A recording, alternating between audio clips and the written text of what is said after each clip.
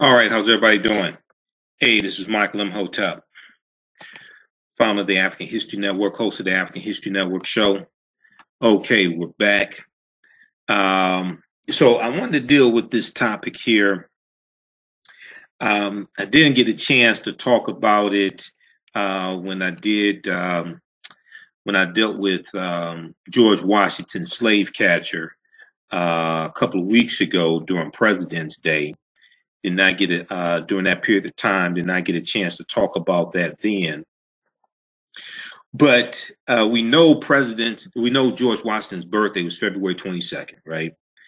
And we know that President's Day was Monday, February 19th. Okay, so this deals with George Washington's slave catch. Not George Washington's slave catcher. George Washington's teeth. So when we were in school, we heard stories about George Washington having teeth made out of wood, right? And that is a myth, okay? His teeth were not made out of wood. His teeth were, he had teeth that were actually teeth from the mouth of enslaved Africans, okay? And he paid for these teeth. So I've read articles in the past about this, all right? And let me test the audio. All right, how's everybody doing tonight? Okay. So I've read articles about this in the past. And then Chicago Tribune had an article from February 24th, okay, by Michael Cord, C-O-A-R-D. They had an article from February 24th about this topic also, okay? So, and let me do this here. We're going to post the information for the broadcast. We'll post this here on the thread. Okay, so share this information on your own Facebook page. Invite your friends to tune in also. Share this broadcast on your own Facebook page. Invite your friends to tune in as well, all right? Okay, so Michael Cord had an article from Chicago Tribune, and then there was an article from AtlantaBlackStar.com about this topic as well. All right, and you can sign up for our email newsletter. Text the word Kemet, K-E-M-E-T, the 22828 to sign up for our email newsletter. We just posted the information there as well. All right, so when we look at President's Day, first of all, President's Day is an American holiday and is celebrated on the third Monday of February. Okay, so this past February, it was February 19th, President's Day was celebrated. So it originally, President's Day was originally established in 1885 in recognition of President George Washington. Now, George Washington's birthday is February 22nd.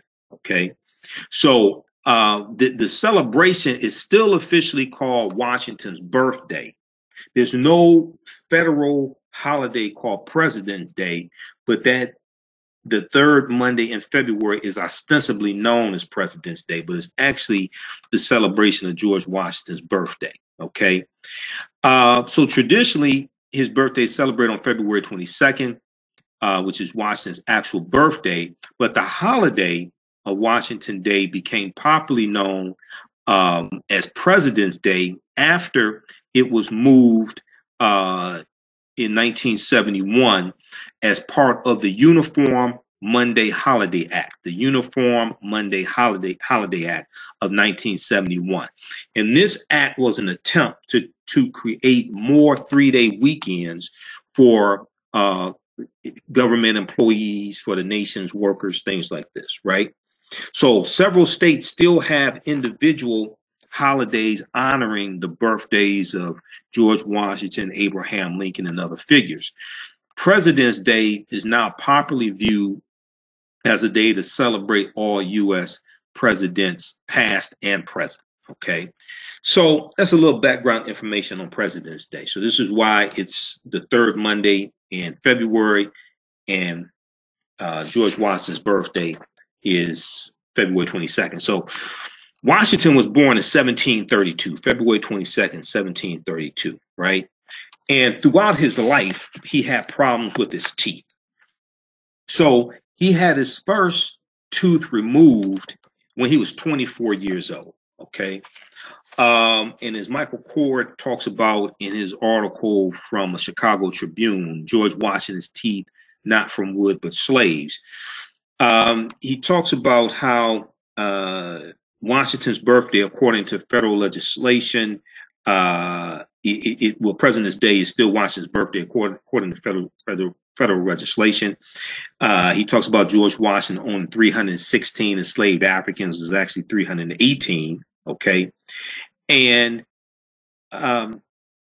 he talks about how this was at his Mount Vernon plantation in Virginia. So Washington did not live at the White House when he was president. He did not live at the White House in Washington, D.C. He lived at the White House in Philadelphia.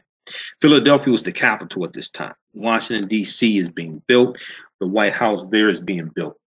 The first president to live in the White House in Washington, D.C. was John Adams, the second president, John Adams, all right? And Michael Cord talks about how Washington transported 9 of his enslaved Africans beginning in 1790 to America's first White House, which is in Philadelphia. And the White House in Philadelphia was located at 6th and Market Street, 6th and Market Street in Philadelphia. Now, I was in Philadelphia in October of 2017 for the 20th anniversary of the Million Woman March. Okay, the 20th anniversary of the Million Woman March. And while we were there, we went on a tour of the historic sites in, I guess it's downtown Philadelphia, something like that. But we went on a tour, and we went to 6th and Market Street. Okay, we went to the Market Square where they used to auction off enslaved Africans. And there's some historical plaques there dealing with George Washington. I've filmed it, broadcasting on Facebook Live. So if you go in our archives, you can see that. And they also have a plaque of Ona Judge. Now, Ona Judge was one of George Washington's runaway slaves. Okay, Ona Judge. She ran away when she was about 23 years old, something like that. Ona Judge. Okay, 22, 23 years old. She runs away. 22 years old. She ran away. So that's some background information, right? So I've seen some of these historical sites dealing with Philadelphia. Okay, all right. So in 1784, George Washington is because of his bad teeth, he's going to have teeth from enslaved African adults transplanted into his mouth. Okay. We see that there's information coming from MountVernon.com also. Now, MountVernon.com, MountVernon.org, M-O-U-N-T, MountVernon.org. So Mount Vernon was the name of George Washington's plantation in Virginia because he was from Virginia. MountVernon.org is dedicated to George Washington, has a lot of historical background information on George Washington, okay? So when they talk about Washington and slavery, Michael Cord talks about how it wasn't just their entire bodies that Washington robbed them of. They're robbing them of their labor, etc. He also robbed them of their teeth. So in 1784, Washington had the teeth of enslaved African adults transplanted into his mouth. And 5 years later, a dentist in Philadelphia made Washington's first set of total dentures, okay, from teeth that were, quote, yanked from the heads of his slaves, end quote, all right? So Michael Cord cites 2 sources for this. One is the book George Washington's Teeth, an unconventional guide to the 18th century. George Washington's Teeth, an unconventional guide to the 18th century, which is a meticulously researched book written by Dr. Robert Darnton, D-A-R-T-O-N. who's an award-winning author and professor.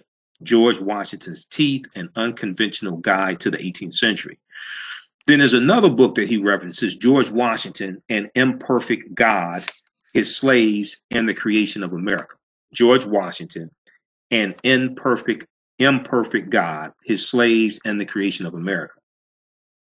And he says that this is a thoroughly documented book written by award-winning author and historian Henry Weinecke, W-I-E-N-C-E-K.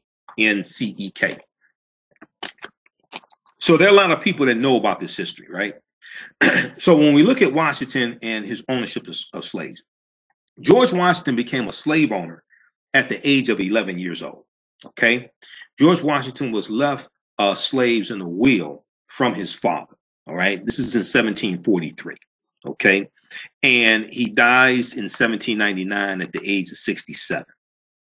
Okay, so Washington and his wife Martha Washington enslaved Africans as well as their descendants. Okay, so Washington had as Michael Cord explains, he had a habit of being an unsanitary miser who, at his Mount Vernon plantation, issued to his enslaved Africans for use as their garments dirty, fouled, and manure-soaked wool from the stomach of sheep. Dirty, foul, and manure-soaked wool from the stomach of sheep. So he said many of the African laborers had to resort to rummaging, his slaves had to resort to rummaging for, quote, coarse burlap bags, end quote, to use as clothing, because George Washington refused to adequately clothe them. As Henry Weinecke stated during a 2003 radio interview, he said Washington's, quote, slaves were miserably clothed. In fact, they were so badly clothed that they were stealing the wheat sacks made of the cheapest, roughest burlap to repair their own clothes. Otherwise, they would go around in rags, end quote. Now, a large portion of Washington's wealth was tied to his enslaved Africans, okay? So in providing so-called shelter, Washington's treatment of his fellow men and women was just as bad. Consistent with author Henry Weinecke's statement that Washington's enslaved Africans, the enslaved workforce, was, quote, miserably housed in a very harsh place, end quote, is the observation of Julian Niemcewicz, who is a Polish poet who resided at the Mount Vernon plantation for 2 weeks in 1798. So 1798 is a year before Washington dies. And this Polish poet, Julian Niemcewicz, Niemcewicz,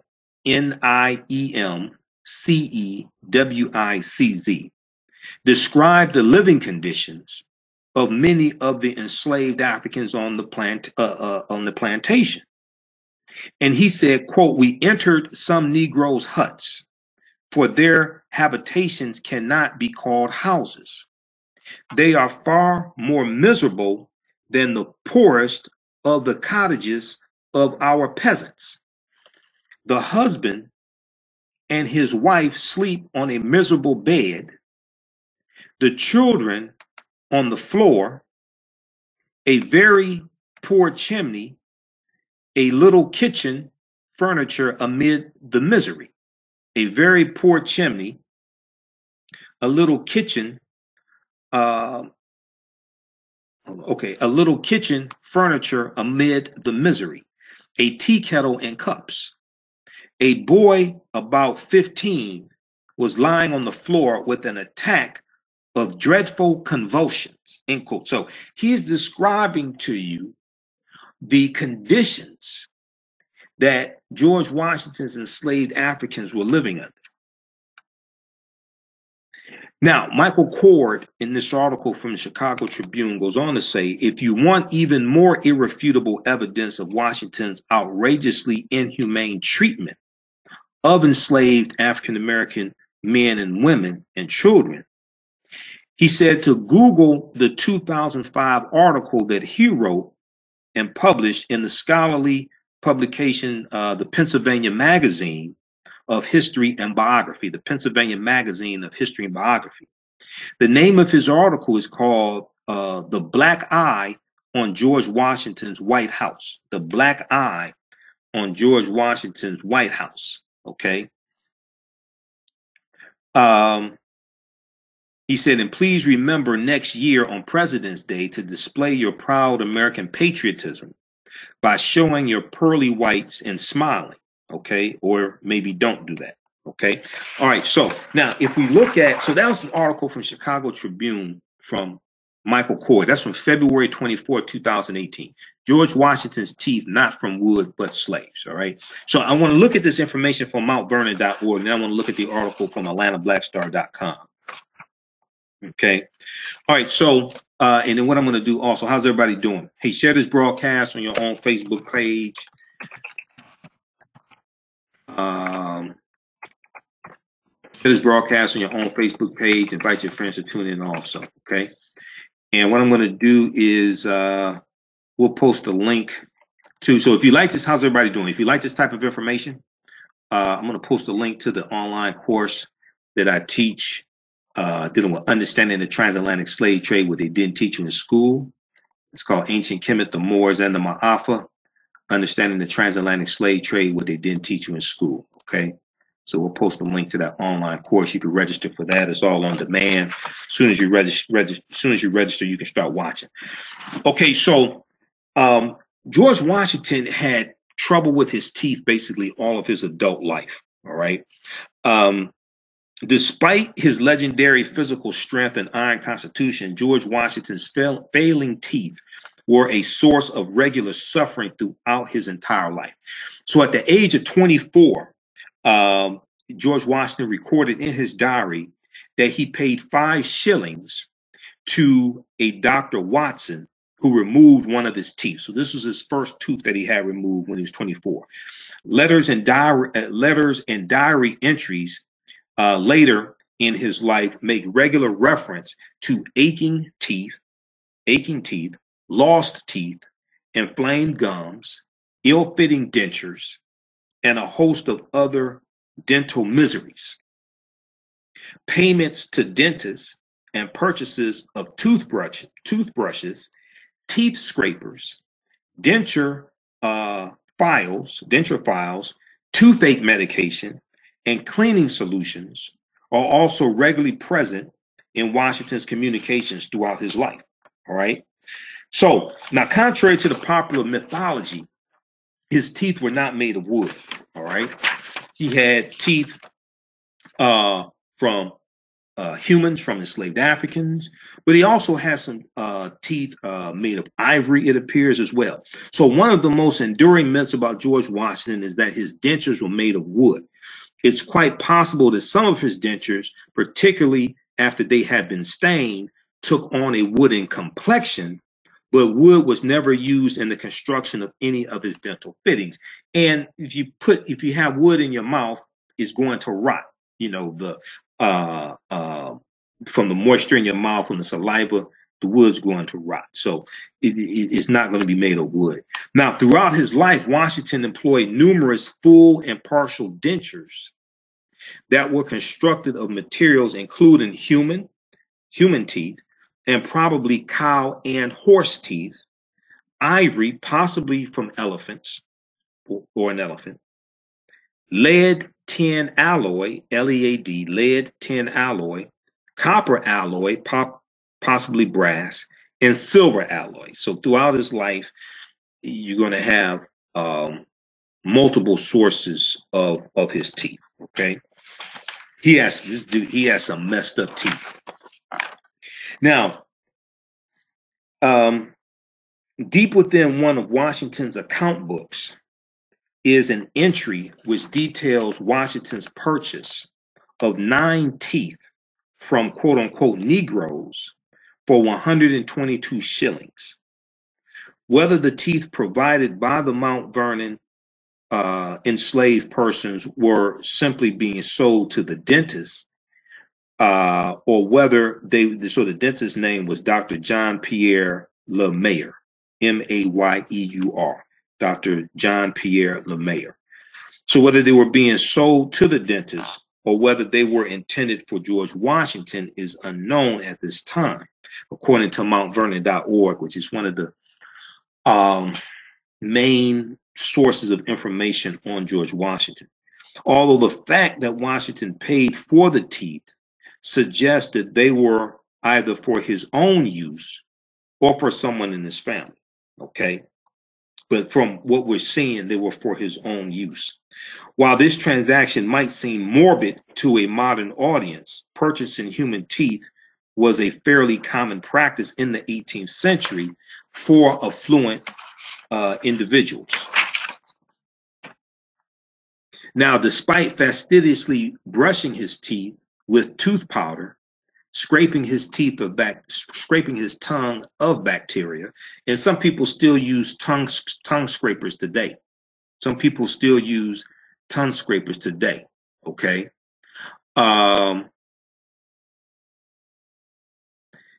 So, and I've actually seen tongue scrapers. A dentist I was going to years ago sold tongue scrapers. So scraping his tongue of bacteria and using mouthwash, George Washington lost his first tooth, like I said, at age 24 and was wearing a full set of dentures by age 57. Okay. So now there was an article from, so that's from MountVernon.org. Okay. There was an article from AtlantaBlackStar.com. Yes, George Washington used teeth from enslaved Africans. That's from February 27th, 2018. And they talk about the article from Michael Cord from the Chicago Tribune. I want to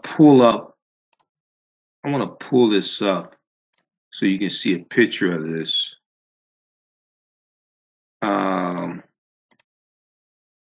I want to pull this up so you can see a picture, so you can see how terrible these dentures look. A lot of people haven't seen this. I'm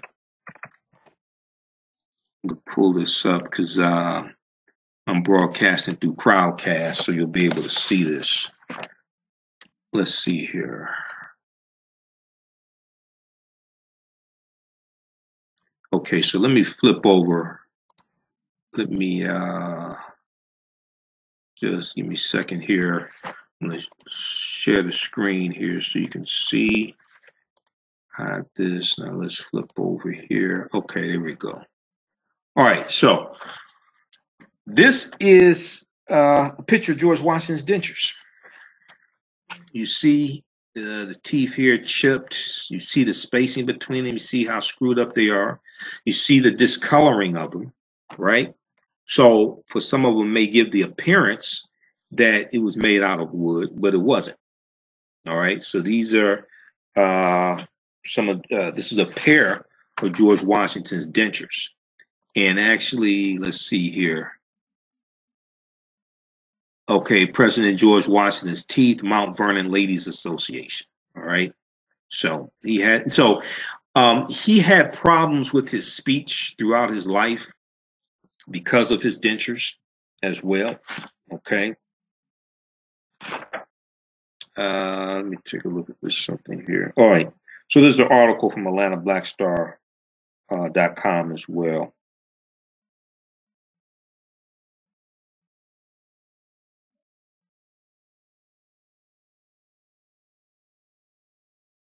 So in the article from AtlantaBlackStar.com, they talk about how in response to the article from Chicago Tribune, one person wrote, quote, "This article is inaccurate. George Washington did not buy teeth from African Americans. He took teeth out of the mouths of African slaves. Stop rewriting history." But it appears that he paid for the teeth, and I've heard that before as well. If you look at so they probably haven't looked at the information from MountVernon.org. Already know to go to MountVernon.org for research, because I researched George Washington in the past. This is how I found out that the picture of the famous picture of George Washington with the person with the turban on, people think that's not a slave. That is William Billy Lee. Let me pull up this article. Let me show you this. Because I've studied George Washington, his runaway slaves, things like that, right? So there's an article from the root.com.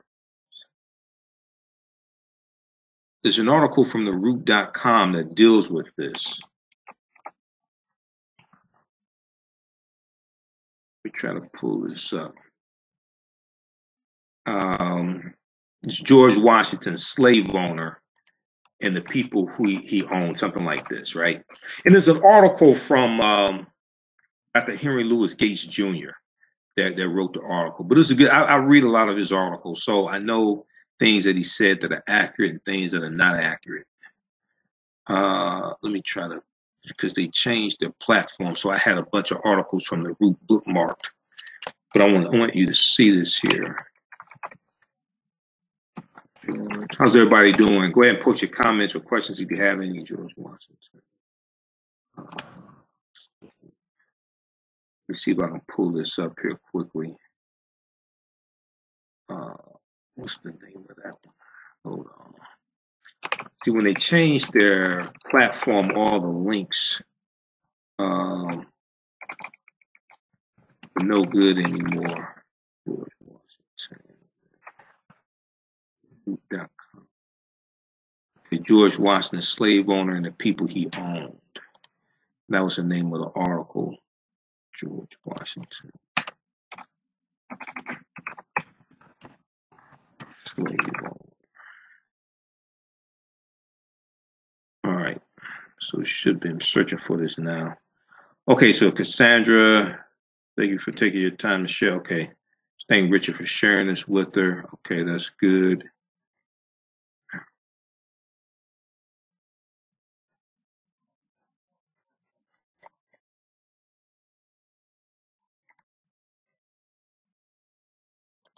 George Washington, slave owner. I think there was one, maybe George Washington and his runaway slaves.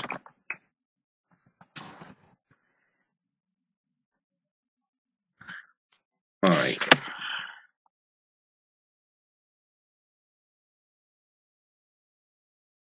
I'll try to find that. George Washington's runaway. Okay. All right, here we go. Okay, so let me flip this over so you can see this here.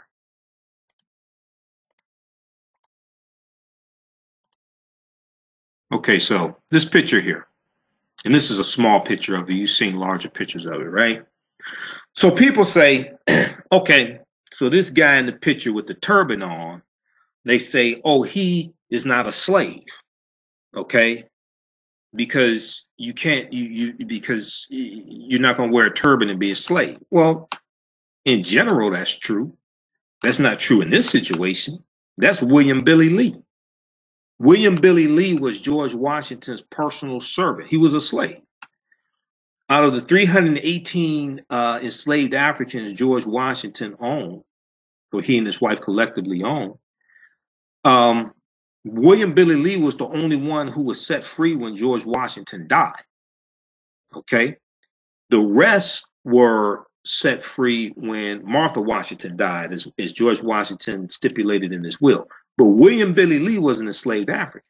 Okay? Now, and he was allowed to wear a turban. So just because you see him with a turban does not necessarily mean that he was not a slave. You have to understand the history.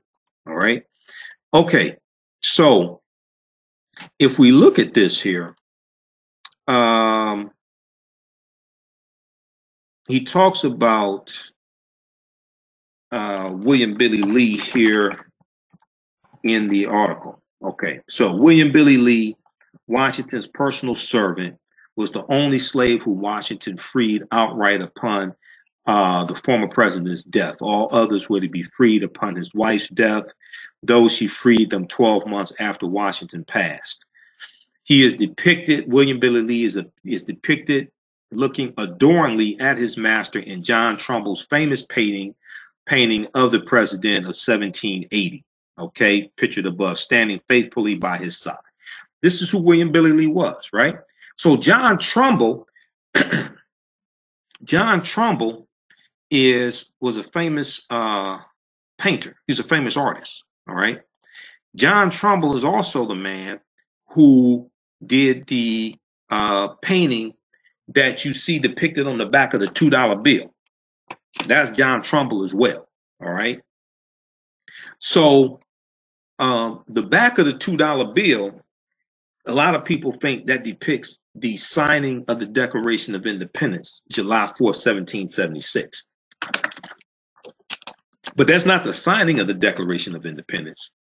That's the drafting of the Declaration of Independence by a 5-man committee, June 28th, 1776. That's what there's actually a depiction of. Because I had to go and research these paintings. That's how I know. Okay, that's how I knew about William Billy Lee in that painting, because I already knew about John Trumbull, because I had to study the history of the $2 bill, and when in my research dealing with the Black John Hanson, and why the Black John Hanson was not president, I had to research the history of the $2 bill, and I had to go and research the painting that's depicted on the $2 bill. So I had to go look at the actual painting. Okay. And then I had to research the history of that painting, and that was a commission that was done by John Trumbull in about 1818. Okay, so I had to go look at that original. I had to go look at that painting to understand what's depicted on the back of the $2 bill. So that's how I know this. All right. So when you study Mount Vernon, right, and at mountvernon.org, they have an article dealing with this. This is why it's important to do research. You can't just look at a picture or a painting and just assume, oh, well, this is that. No, you have to do some research, right?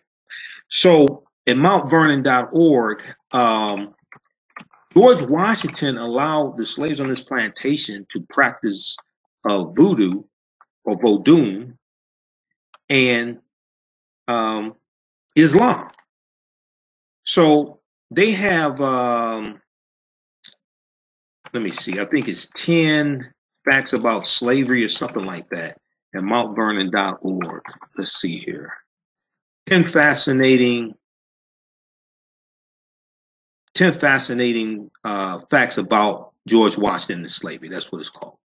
10 fascinating facts about George Washington and slavery. AtlantaBlackStar.com has it, but it comes from mountvernon.org. I want to pull it up at Mount Vernon's website. Here we go. Okay, because the AtlantaBlackStar.com picked it up from mountvernon.org. All right. So this is called 10 Facts About Slavery. 10 Facts About Washington and Slavery. 10 Facts About Washington and Slavery. And at the time of George Washington's death, the Mount Vernon enslaved population consisted of 317. Okay, my research shows 318. All right, but 317. Let me flip this back over so you can see this here. So this is technology that we use when I teach my online courses also. So I can show you PowerPoint presentations. I can show you websites, things like this. At the time of George Washington's death, the Mount Vernon enslaved population consisted of 317. Okay, so they show you, so you see the full picture here, right, of George Washington. And they tell you that this was John, at the caption of it says John Trumbull's 1780 painting of George Washington depicts William Lee, or William Billy Lee, that's what he's called, William Billy Lee, an enslaved man who was Washington's body servant during the Revolutionary War. William Lee remained enslaved by Washington until the conditions of Washington's will granted him freedom in 1799. Okay, so this is history. So once again, you can't just look at a painting and say what it was or what it is or things like this. You have to do some research on that painting. You have to do some research on this, okay? William Billy Lee was an enslaved African, okay? And he was allowed to wear a turban. So if we scroll down, Custis was Martha Washington's maiden name.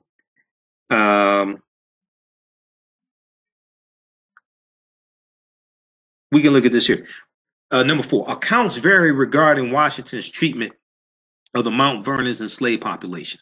So sources offer different insight into Washington's behavior as a slave owner. On one end of the spectrum, Richard Parkinson, an Englishman who lived near Mount Vernon, once reported that, quote, it was the sense of all of his neighbors that he treated his slaves with more severity than any other man, end quote. Conversely, a foreign visitor traveling in America once recorded that George Washington dealt with the people he enslaved, quote, far more humanely than do his fellow citizens of Virginia, end quote. Well, that doesn't mean they would necessarily treat it well. It just meant he may have done a little bit better than horrible. I mean, it doesn't mean, but we see other references, like in the article from Michael Cord, that they were treated very harshly, the conditions they lived in. Now, what is clear is that Washington frequently used harsh punishment or utilized harsh punishment against the enslaved population, including whippings and the threat of particularly taxing work assignments. Perhaps most severely, Washington could sell a slave to a buyer in the West Indies, ensuring that the person would never see their family or friends at Mount Vernon again. Washington conducted such sales on several occasions. All right, now number 5. Now, this is very important. This is why you have to do research, right? The enslaved population at Mount Vernon practiced diverse religious traditions and customs. Influences from both African and European religious practices can be found amongst Mount Vernon's enslaved population. Some slaves at Mount Vernon participated with local organized Christian congregations to some degree. Also, Mount Vernon's enslaved community developed at least one spiritual leader from within their own community, named Caesar, according to a runaway slave advertisement from the spring of 1798. Further, the enslaved population of Mount Vernon had contact with at least 3 other Christian denominations, Baptists, Methodists, and Quakers. There were also several remnants of religious traditions from Africa continuing to some degree at Mount Vernon, including both Vodou and Islam. So this is on his plantation in Mount Vernon, Virginia. His Mount Vernon plantation in Virginia. Okay. So all of them were not practicing Christianity, which explains, and if you have remnants of Vodou, which is what Europeans call voodoo, but also Islam on his plantation, this explains why William Billy Lee is wearing a turban. And he was still a slave. Okay. Oh, James Armistead. Yeah, he was an abolitionist.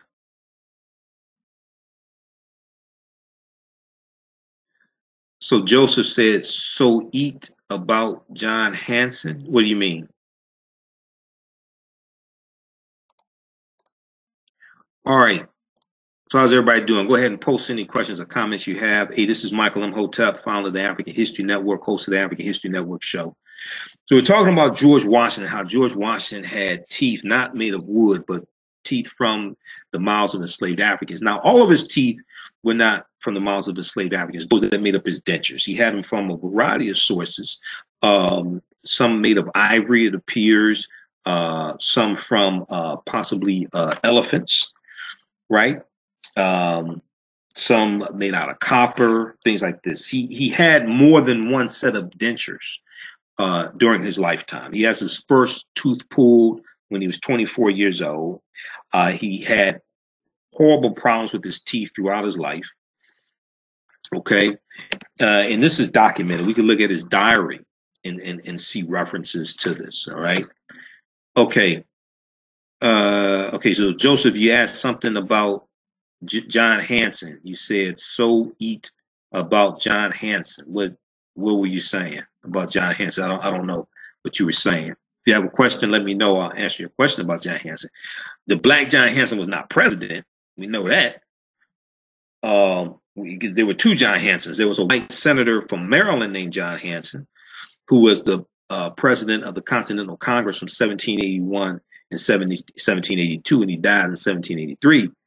There was a senator to Liberia named John Hanson, okay? And that photograph of the Black John Hanson, that's from around 1856. That photograph is on the Library of Congress's website. Okay. All right. So share this broadcast on your own Facebook page. If you like this type of information, be sure to register for the online course that I teach called Ancient Kemet, the Moors, and the Maafa, Understanding the Transatlantic Slave Trade, what they didn't teach you in school. We just posted a link there that says register here. So that is a 7-session, 14-hour online course that I teach dealing with thousands of years of history, and it deals with understanding the transatlantic slave trade, what they didn't teach you in school, deals with history leading up to transatlantic slave trade starting around 1440. Kemet is one of the original names for Egypt. Egypt is an Arabic word, a Greek derivation. That's not what we called it. The Maafa is a Kiswahili term, which means the great disaster that deals with our Holocaust. We also deal with the 800-year occupation of Europe by the Africans known as the Moors. Okay, so Joseph, you mentioned the $2 bill and John Hanson. Yeah, I talked about the $2 bill. Now, John Hanson is not on the back of the $2 bill. That's not historically accurate. There's all Europeans on the back of the $2 bill. I talked about what the back of the $2 bill depicts. The back of the $2 bill depicts the drafting of the Declaration of Independence, which was June 28th, 1776, not the signing of the Declaration of Independence, July 4th, 1776. Okay. Let me see if I have this here. So most of the signers, there were 56 signers of the Declaration of Independence. Most of them didn't sign it till August 2nd. It's like 52 of them signed it August 2nd. Okay. You have about 4 of them that signed it July 4th, 1776.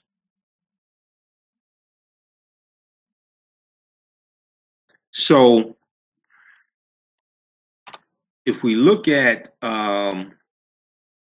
let me pull up the article that I wrote dealing with John Hanson.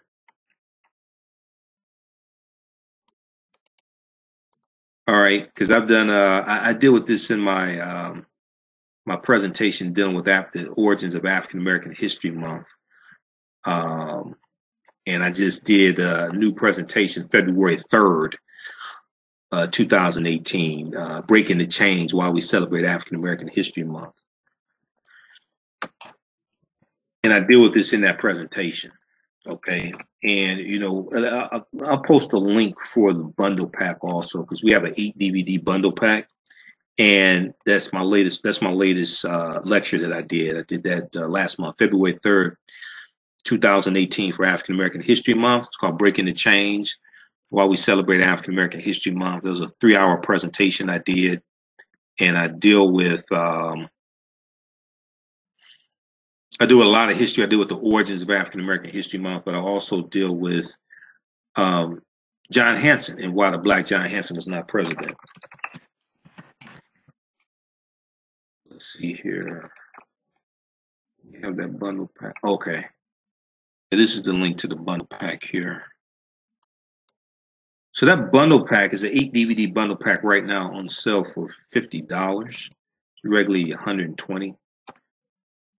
And we just posted a link that says new bundle pack. All right, so let me pull up this article here that I wrote about John Hanson. And do I show this to you in here? Yeah, I do. Okay. So let's flip over. Let's look at this article. You can read all of my articles at AfricanHistoryNetwork.com.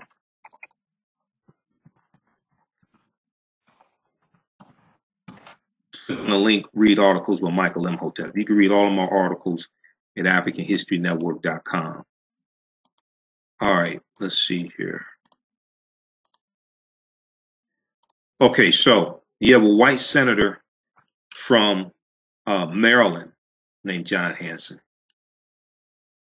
And then you have the senator of Liberia named John Hanson. Now, let me make sure this came up here. All right, there we go. Okay, so the white John Hanson was president of the Continental Congress from 1781 to 1782. This is during the American Revolutionary War. And he dies in 1783. The black John Hanson, so when you look at the picture of the white John Hanson, that's a painting. This depiction of the black John Hanson, that's a photograph. Okay?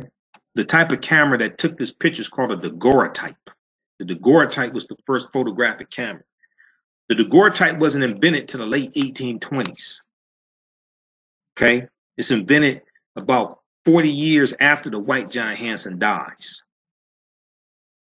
It wasn't available to commercial uses to the 1830s. So in doing this research, because I wrote this article after I did my presentation. I first did my presentation dealing with John Hanson. First time I did it was back in 2012 or 2013, February 2013. So to be able to understand this, I had to put together historical checkpoints, and I had to go study the history of photographic cameras. So this is how I know about the daguerreotype. So this is the depiction here. This is the painting that John Trumbull did in 1718. This depicts the drafting of the Declaration of Independence by a 5-man committee, June 28, 1776. This is what the back of the $2 bill represents. It's not the signing of the Declaration of Independence, it's the drafting of the Declaration of Independence, okay?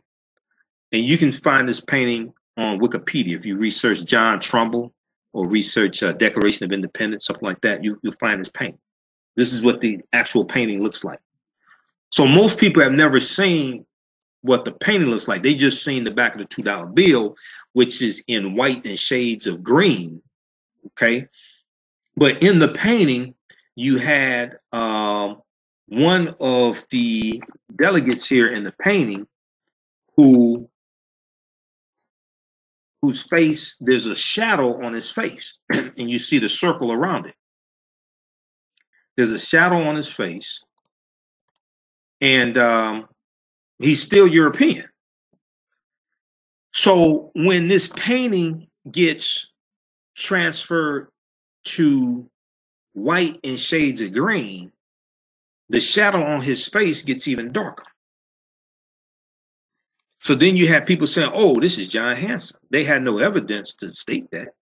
And I guarantee you they didn't see the original painting, because if they did, they wouldn't say that. So this is why you have to do research. Because I hear a lot of this nonsense people say, and I could tell you don't. I ask people, where did you get that information from? When did you research that? What are your sources? Because I do research. This is what I do. So when I hear things, I know a lot of stuff is BS.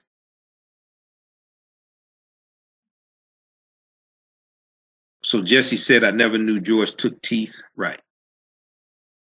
I was doing a presentation somewhere, and somebody was speaking before me, and they said that the ancient Egyptians built the pyramids from the top down.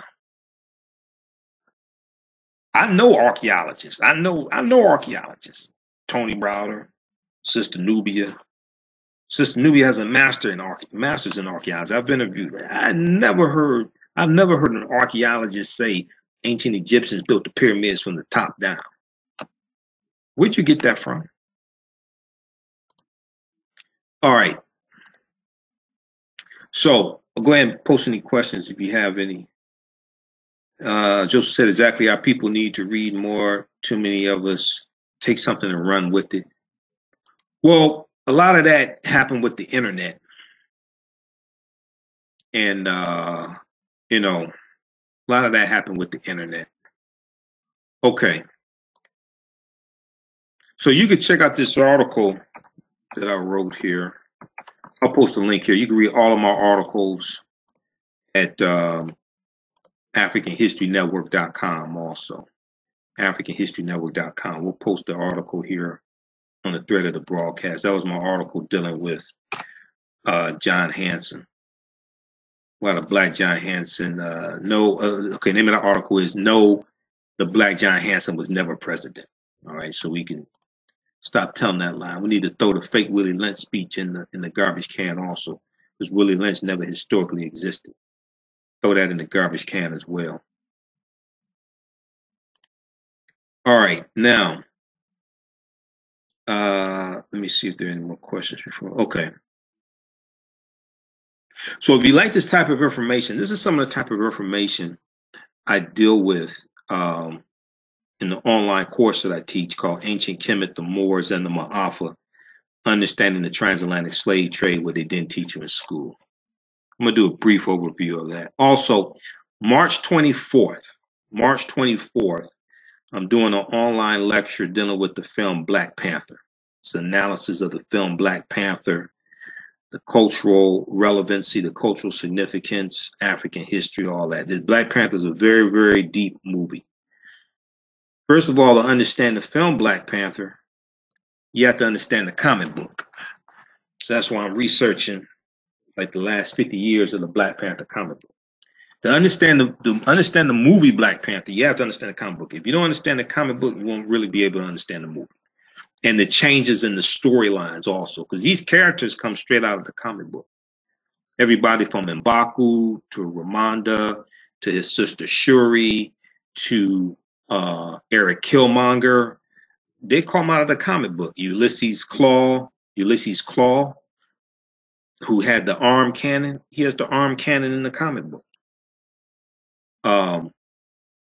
Eric K. Stevens, who's a CIA agent, he's in the comic book. He works for the State Department. He's an attorney for the State Department. He's the foremost authority basically on Wakanda. He's the State Department's U.S. liaison to Wakanda. He comes out of the comic book.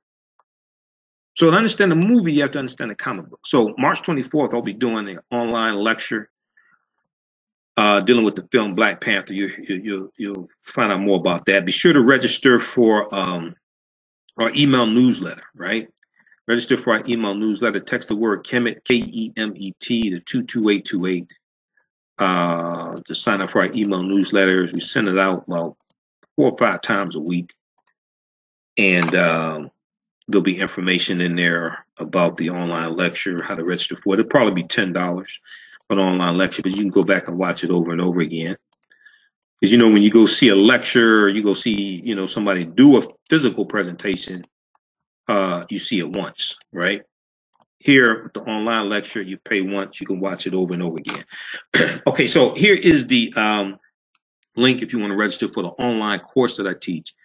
Ancient Kemet, the Moors, and the Maafa, Understanding the Transatlantic Slave Trade, what they didn't teach you in school, okay? So we're going to do a brief overview of this right now. So I do, we have a PowerPoint presentation, I do book references, we have articles, there's a lot of information in the course. There's also 20 hours of bonus content that you get as well, all right? And this is, this online course evolved out of a presentation I did back in, was it 2014 or 2013? One of them. Called Ancient Kemet, the Moors, and it was called Understanding the Transatlantic Slave Trade, what they didn't teach you in school. That's what that was. It was called Understanding the Transatlantic Slave Trade, what they didn't teach you in school. So that presentation was about 7 years of research.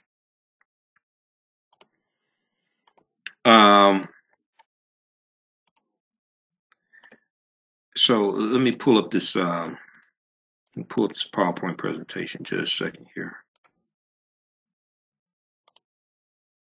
So there was a study from that came out February 1st from the Southern Poverty Law Center, and it's called Teaching Hard History. Teaching Hard History, and Teaching Hard History deals with the history of slavery and how the history of slavery that's being taught in our schools is often mistaught, is simplified. It gives our children a false impression about what slavery was about. A new report finds that the topic is mistaught and often sentimentalized, and students are alarmingly misinformed as a result. So this was an article from theatlantic.com. This is the first article that I read about this topic, and I'm going through now reading the study. The study is a 52-page study, okay, from the Southern Poverty Law Center, and it's fantastic. So I'm going through reading the study now. So a new report released by the Southern Poverty Law Center's Teaching Tolerance Project points to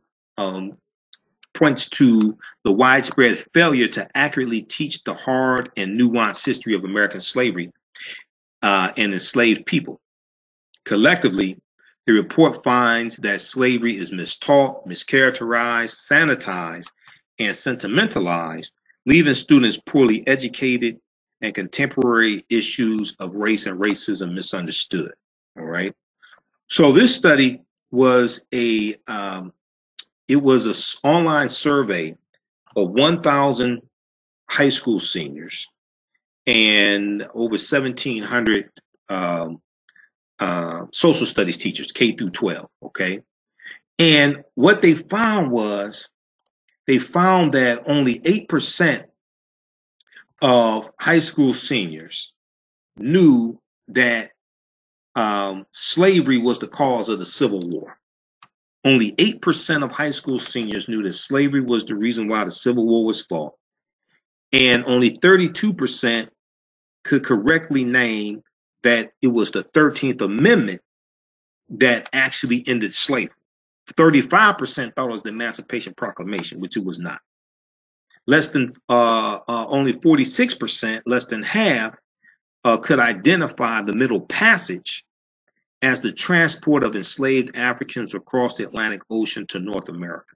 Okay, so when the history of slavery is not properly understood in our schools, okay, this has a long-term negative impact, because these people, whether it's African American students, white students, Asians, what have you, they're going to grow up to be judges, police officers. They'll grow up to be congresspeople, teachers, hiring managers, etc. So this is history that everybody needs to understand properly. Okay, and some of them want somebody's going to grow up to be president of the United States, because we see this president does not understand the history of slavery or the Civil War. To understand the Civil War, you have to understand slavery. To understand Reconstruction and the erection of the Confederate monuments, you have to understand the Civil War and slavery, the history of slavery. All right. So these are some of the things that we deal with in the online course, right? And you have a new study out of Washington University. So we deal with studies that deal with the importance of studying African history and culture. We deal with archaeological discoveries and recent archaeological discoveries, like from 2017, okay, that deal with ancient history, things like this. We deal with that because we deal with a timeline of history also. So we deal with thousands of years of history. But a new study finds that positive feelings about Blackness improve academic performance for Black girls. Believing that Black is beautiful, which is an important mantra of self-acceptance and self-love, could pay major dividends in school, a new study finds. So there was an article from the Journal of Blacks in Higher Education that focuses on a new study from Professor Sharita Butler Barnes at Washington University in St. Louis, which finds that young Black women with strong racial identity, are more likely to be academically engaged, curious, and persistent. Okay. You can check out the rest of this article here. It was at theroot.com. New study finds that positive feelings about Blackness improve academic performance for Black girls. All right, now, then you have this study here from the University of Pittsburgh and Harvard University, a joint study. A new study by University of Pittsburgh and Harvard University shows that when parents use racial socialization, such as talking to their children or engaging in activities that promote feelings of racial knowledge, pride, and connection, it offsets racial discrimination's potentially negative impact on students' academic development. It gives them more confidence, they do better in school, they have a better self-image of themselves, they think more positively of themselves, it connects them to their history, connects them to their culture, they feel better about their race as a people, they feel better about themselves, they feel better about their people and their relationship to their people as well.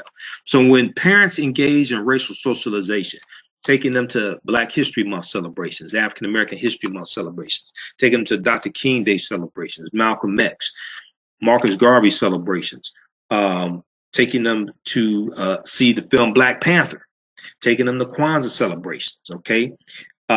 These parents are engaging children in activities that promote feelings of racial knowledge. When we talk about racial knowledge, we could talk about history, African history, African culture, things like this, pride and connection. It offsets racial discrimination's potentially negative impact on students' academic development. Okay. Now, some people ask, can children take your online or go through your online course? Children can go through the online course if they want. It's designed for adults. Now, I don't have vulgarity and profanity, things like that in the online course. Of course, there's no nudity, of course. So even though it's designed for adults, it's geared to adults, children can go through it also. All right. It's visual. We have video clips, pictures, PowerPoint presentation, references from books, things like that. Okay. So let's continue here quickly. So here's some of the things that we deal with. We deal with understanding what was the transatlantic slave trade, what were some of the events that led up to the transatlantic slave trade starting, what role did Christopher Columbus play in the transatlantic slave trade. Once again, you have to deal with things chronologically. To understand the transatlantic slave trade, you have to really understand Christopher Columbus and the 4 voyages he set sail on, starting on August 3rd, 1492. And how Columbus opened up the so-called New World to other European nations coming in, and they're fighting over these new territories, Haiti and Cuba and Jamaica, different things like this, Brazil, etc. But they're fighting over these territories, killing each other. And because Europeans have been killing each other for hundreds of years, fighting over these new lands, this leads to the Berlin Conference of 1884 and 1885, where they carve up Africa into colonies because they had been killing each other for hundreds of years. When did Africans first come to the U.S. as slaves? We deal with were African people in the land we call the United States of America before slavery started, because we've been here at least 51,700 years. We were here before Native Americans came into existence. Did Africans sell themselves into slavery? Were African people in America before the slave trade? These are some of the things we deal with in the online course. The 800-year occupation of Europe by the Africans known as the Moors, etc. Insurance companies that took out insurance policies on slave ships and enslaved Africans as well. We deal with Freemasonry, America and the Founding Fathers, origins of the term America and origins of the term Africa, the problem with slave movies. There was a lot of information in the course, right? And we talk about Dr. David Imhotep's book, The First Americans Were Africans, Documented Evidence. Page 14 of his book deals with an African presence in Allendale County, South Carolina, discovered by Dr. Albert Goodyear in 2004, that shows an African presence in this country going back at least 51,700 years. This was the Khoisan. The Khoisan come from Southern Africa. They're known as the ancestors of the Ainu and the Twa. They go all around the world. They have the oldest DNA on the planet. But in this discovery, they found artifacts, architecture, campsites, carvings, Egyptian writings, footprints in lava, genetic M174D haploid groups dealing with DNA and genetics. They found linguistics, paintings, skulls, skeletons, structures, and tools. They found 13 different disciplines, fairly documenting the African presence in this country going back at least 51,700 years. Okay, this is before Native Americans come into existence. This is Dr. Albert Goodyear from the University of South Carolina. He's an archaeologist. This article from 2004 from ScienceDaily.com deals with the discovery that he made in Allendale County, South Carolina. Now, most people never heard about this. So one of the things that I do is I do a lot of research on these archaeological discoveries that are happening like every month. Every month there are archaeological discoveries taking place. We saw the one from a couple months ago about Cheddar Man, about the oldest remains of Britain that they found, which is the African. But we know this from the book dealing with great and great and modern Britons. We know that African people were the original inhabitants there in Britain. With this, the synopsis of this article says radiocarbon tests of carbonized plant remains where artifacts were unearthed last May along the Savannah River in Allendale County by University of South Carolina archaeologist Dr. Albert Goodyear indicate that the sediments containing these artifacts are at least 50,000 years old, meaning that humans inhabited North America long before the last ice age. Now, this is not me saying this. I did not put together this summary. When you go read this article, and ScienceDaily.com is a scientific website, when you go read this article, this is the summary that they put together. This is what they're telling you. This is not what I'm saying. This is what they're telling you. So,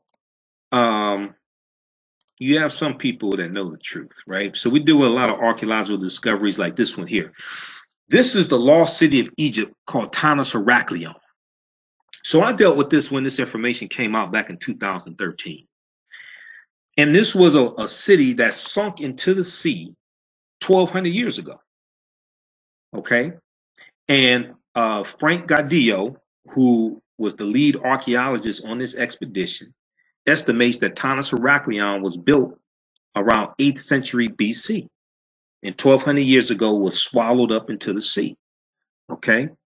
And here's some of the things they discovered at the bottom of the sea. They found 16-foot tall statues. 16-foot tall statues. This is dealing with ancient Egypt. This found statues of Set, okay, or Isis, like this one here. They found, parts of statues broken, things like this. This is straight out of ancient Kemet. This one right here. This is probably from Set. The horns of Het Heru or Hathor, the sun disk. You see this on Set's head. And some of the depictions of her, or Isis. This is stuff they found at the bottom of the sea. So let me show you some other things we deal with in the course, right? So of course, like I said, we talk about the Moors. You have to. You can't deal with the transatlantic slave trade properly till you understand the history of the Moors and the occupation in Europe. And the Moors are taking the teachings from ancient Kemet into Europe, right? They're taking the teachings from the mystery system into Europe. They introduced something called alchemy into Europe. Today we call it chemistry. They introduced alcohol, cotton, rice, sugar. Unfortunately, cotton, rice, and sugar all came back to kick us in the behind, because these were some of your biggest slave plantations. The Moors introduced this into Europe. But if we look at this right here, right, the U.S. was also known as Egypt of the West, like by the founding fathers.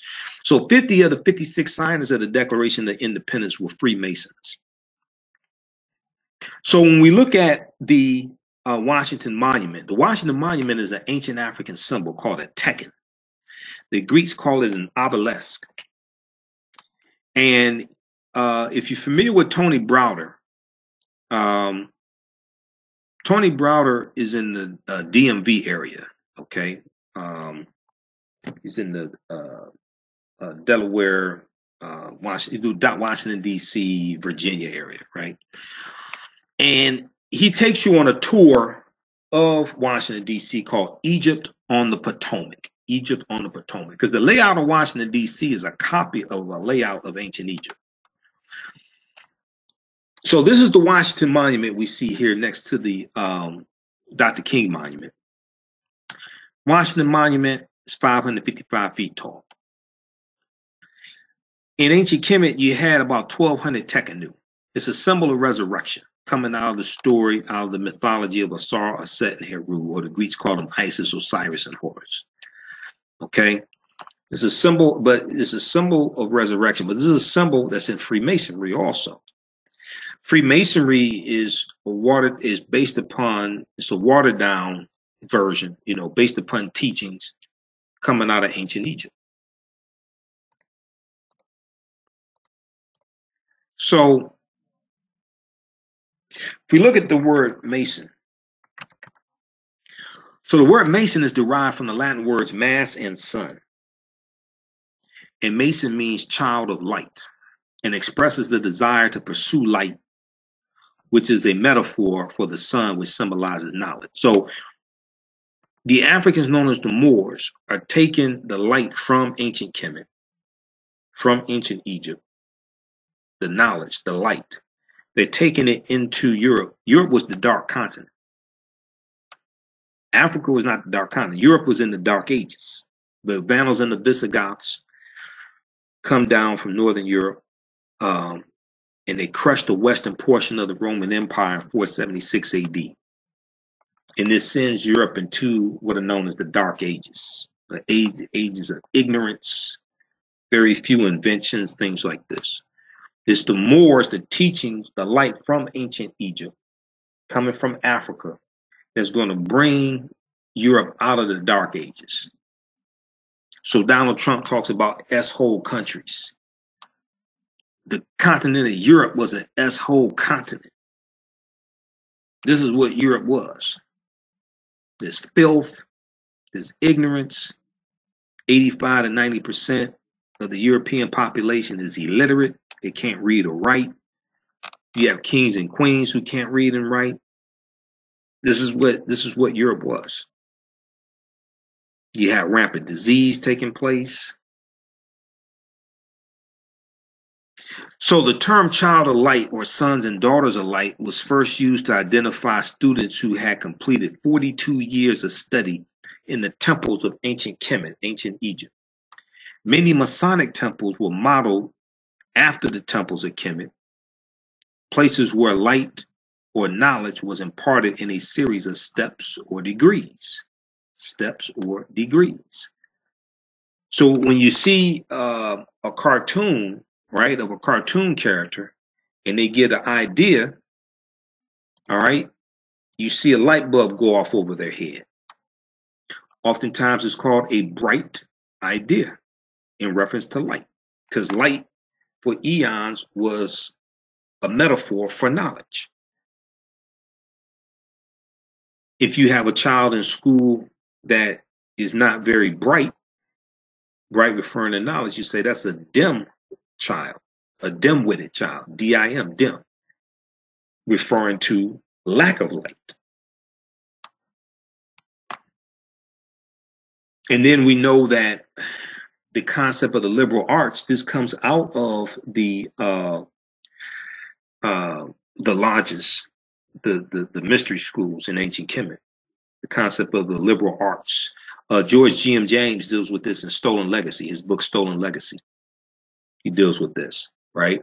The rhetoric, the mathematics, logic, things like this. So when we have liberal arts colleges here in the U.S., the concept of liberal arts comes out of ancient Kemet, ancient Egypt. And you get your credentials in college in a series of degrees, right? Bachelor's degree, master's degree, PhD. This is where this stuff is coming from. The Moors are also going to build universities in Europe as well. So the first university was the University of Salamanca in Spain about 1285 AD. That's built by the African Moors and Arabs. And then you're going to have universities like University of Toledo, University of Bologna, Oxford University, things like this. And these universities are going to be formed to study the Moorish science texts, to study the teachings that the Moors taken in Europe.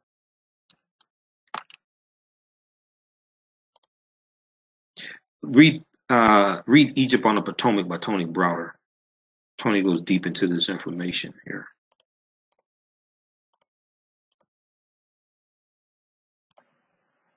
All right, let's continue. Okay, so how's everybody doing? Okay, then they're not taking it from Kemet. They're the same people. Well, the Moors were descendants of the Garamantes. Garamantes are an older group of people. Ancient Kemet is much older than the group known as the Moors. Ancient Kemet is much older than the group known as the Moors. So those teachings are coming from ancient Kemet, just like the Yoruba come from ancient Kemet. The Dogon come from ancient Kemet. They're going to migrate into Central Africa and to West Africa.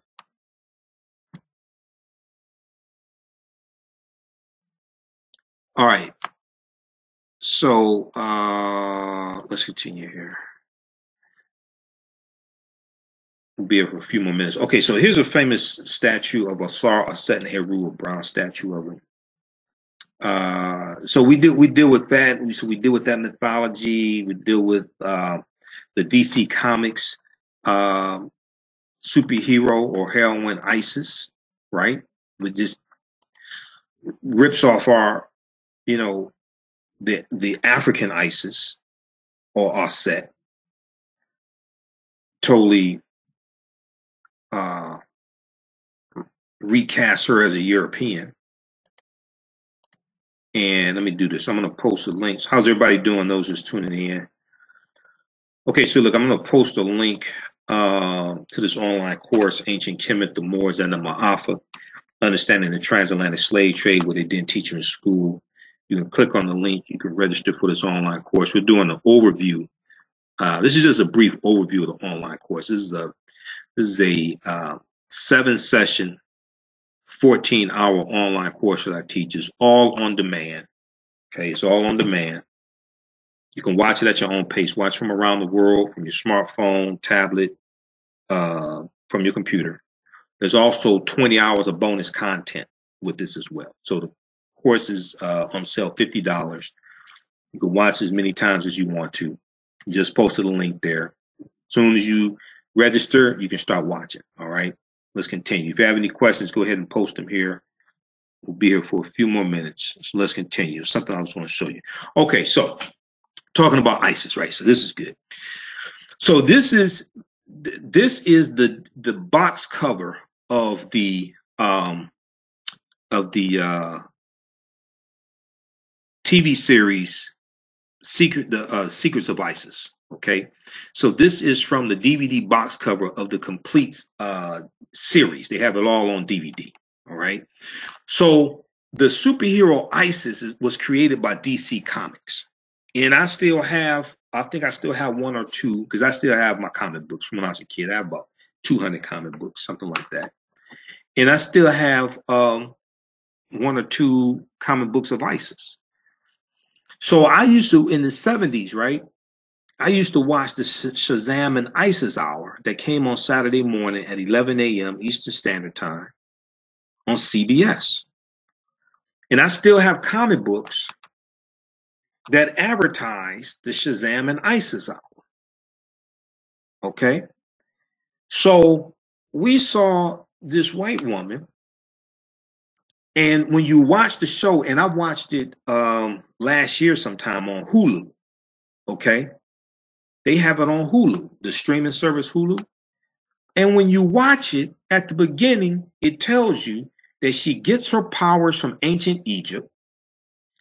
They talk about the daughters of Hathor, okay, which is a neter, a deity coming out of ancient Kemet. And they have all this symbolism. They have the sun disk of Ra and all this stuff. They have all this symbolism straight out of ancient Kemet. Straight out of our history, out of our culture.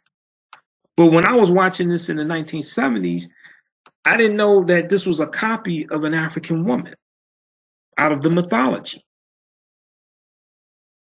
So on the left, you see one of the famous statues of Set holding the baby Heru, who the Greeks call Horus. And he was born of a virgin birth on December 25th. So from Set, who was a virgin,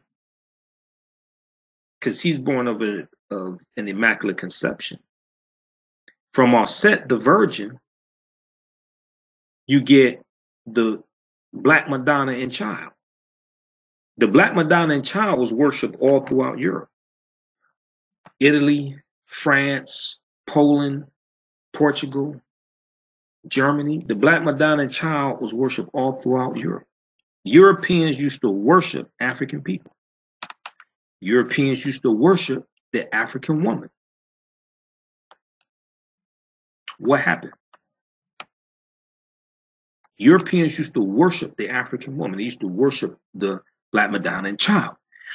Now, what happens is, with the rise of white supremacy and Europeans coming out of the Dark Ages, circumnavigating the globe, late 1400s, early 1500s, circumnavigating the globe, realizing the majority of the people in the world are not European, as they intermix with these populations, they see that baby that comes out is no longer European.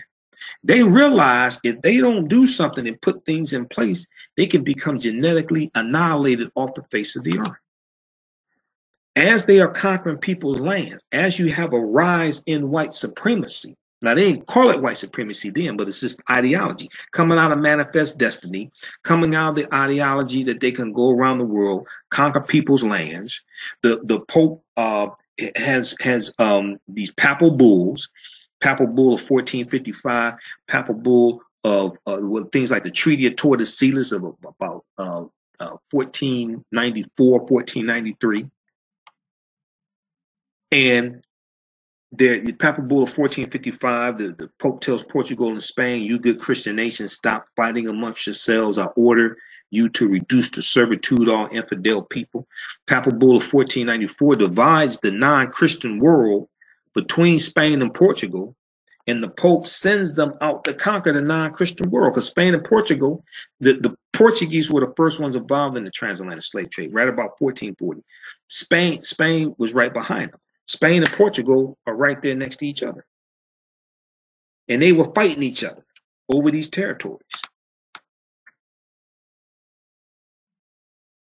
So as you have a rise in white supremacy and Europeans are conquering people's lands, setting up these plantations, enslaving people, extracting the mineral wealth, building Europe up, you have a rise in the popularity of the European phenotype.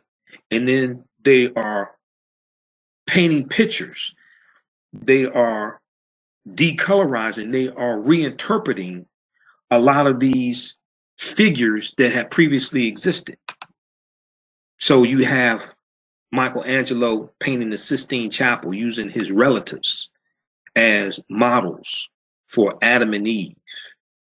And painting God as a European. You have the creation of the white Mary and Jesus. For hundreds of years, Europeans were worshiping the Black Madonna and Child.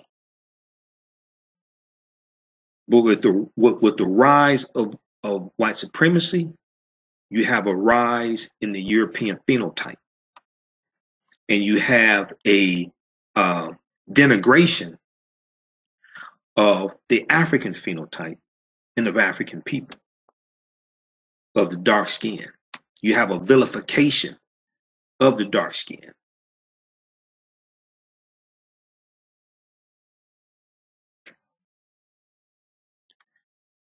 All right, so, okay, so let's continue. All right, but this is where it's coming from. So we deal with some of the origins of, because we deal with that, right, and the Virgin Mary and Jesus, things like this. We deal with why Christmas is celebrated on December 25th. Because, okay, now, some of the things I may say may go outside the circumference of some people's awareness. Just because you never heard them before does not mean that it is not true. It just means you have to do some research to understand what I'm talking about. I'm dealing with history, all right? This may go outside the circumference of some people's awareness. I'll provide you with sources so you can research this yourself. Proper documentation ends all conversation. You don't have to believe a word that I say. Go research this yourself, right? So nowhere in the biblical text does it state that Jesus the Christ was born on December 25th. Okay, that's just a historical fact. It's just a fact. It's not me making this up. Nowhere in the biblical text does it state that Jesus the Christ was born on December 25th. 1, 2, historians know this. 3, biblical scholars know this also. So we deal with this. We deal with why Christmas is celebrated on December 25th. We deal with things like the winter solstice, because you have to understand astronomy and all that stuff, right? So we deal with all of that. All right. So these are just some of the things we deal with in the online course.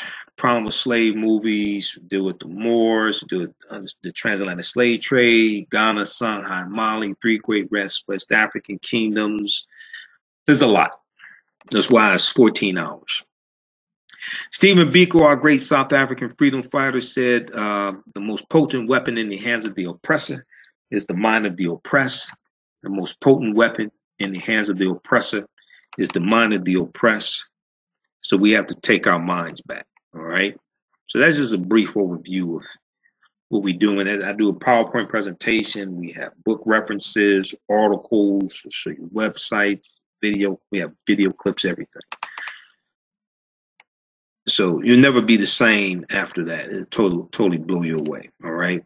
So if you like this type of information, you register for the online course that I teach. It's all on demand, right? I did this August and September of 2017, and there's 20 hours of bonus content. So I'm adding like some of the newer videos that I've done.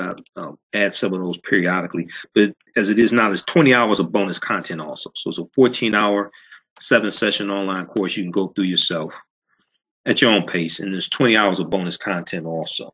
Okay. Ancient Kemet, we posted the link there. You can register for it there. Also, you can register at our website right on the homepage, AfricanHistoryNetwork.com, AfricanHistoryNetwork.com. All right. Somebody said the winter solstice. Yeah, you got to understand the winter solstice. We know that spring is coming. It's either March 20th or March 21st. That's the vernal equinox.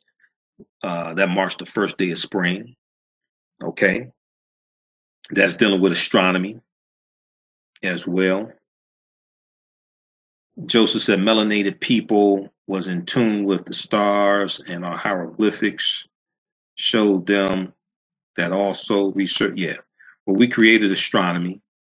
We were in tune with the stars, with astronomy, with the heavenly bodies, etc. All right. We have to reclaim that. In my church, the 25th is the day set aside. Nobody actually knows the real date. But that goes back to 336 AD when Pope Julius I stated that they would celebrate the birth date of Jesus on December 25th.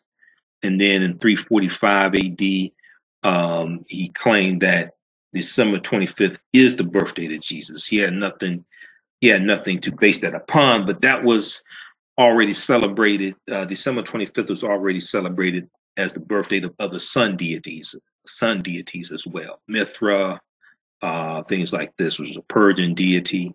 Okay.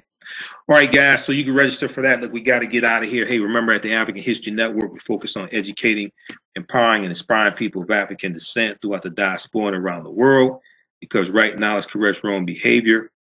What you do for yourself, what you do to yourself, and what you allow other people to do to you is based upon what you think about yourself. What you think about yourself is based upon what you have been taught about yourself. What you've been taught about yourself is based upon everything you've read, heard, and seen about yourself. Okay? Remember, right now is correct wrong behavior. It's not over till we win. We'll talk to you next time. Peace.